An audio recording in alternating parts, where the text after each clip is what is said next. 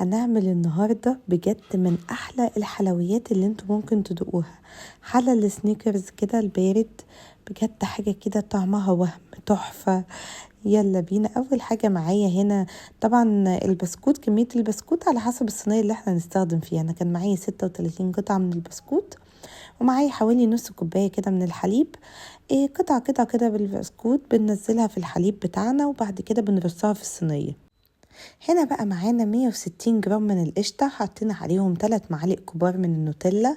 بعد كده دخلناهم الميكروويف لمدة 30 ثانية وطلعناهم حطيناهم على البسكوت بتاعنا.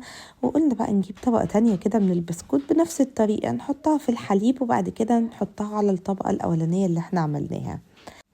هنا بقى معايا 400 ملي من الحليب، حطينا عليهم 160 جرام من القشطة و3 بواكي من بواكي الكريم شانتيه.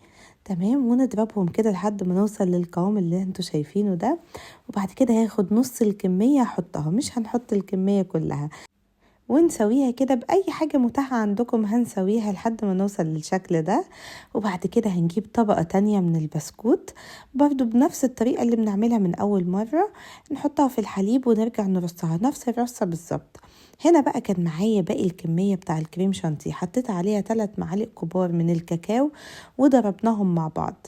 ودي هتبقى تالت طبقة معانا هنحطها مع بعض زي ما انتوا شايفين، وبعد كده سويناها برضو. هنا بقى معانا 75 جرام من القشطة، حطينا عليهم كده شوية من الشوكولات الشيبس، وطبعا لازم واحدة سنيكرز بقى باسم الوصفة بتاعتنا، وندخلهم الميكروويف لمدة 30 ثانية. هيطلعوا نديلهم كده تقليبة مع بعض بالمعلقة لحد ما يسيحوا معانا. ودي كانت اخر طبقة هنحطها للصينية بتاعتنا، بجد تحفة. ندخلها بقى التلاجة لمدة 4-5 ساعات لحد ما الحاجات كلها تمسك كده، وكله احلى حاجة حلوة بجد تحفة. طعمها حلو قوي، لا مختلفة بجد. اتمنى بجد ان انتوا تجربوها، وهستنى رأيكم اكيد في الكومنتات. لو عجبكم الفيديو مش تعملوا لايك للفيديو وسبسكرايب للقناة وفعلوا زر الجرس عشان يوصل لكم كل جديد. باي باي.